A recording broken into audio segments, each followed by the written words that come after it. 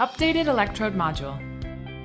There are a lot of new features in electrode module in ZW3D 2020, making the EDM, electrode discharge machining design, a much easier job. First, electrode module has its own configuration. The creation mode, round rule, and shape details can be customized here. You can also set the preferences for EDM drawing style, electrodes naming rules, template files, and the engraving text. Next, let's take a look at the new commands, and start with Dynamic Circle. It creates a visual circle that always aligns with the current view, so that you can make a quick decision to create an electrode at a specific location or not.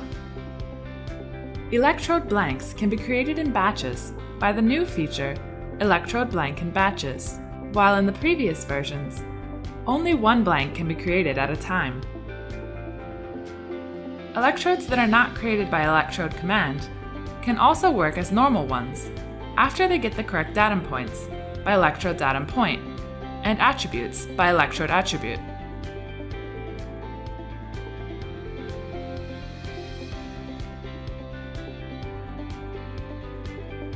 Engraving text on each electrode is not an annoying job anymore, thanks to the new electrode engraving function.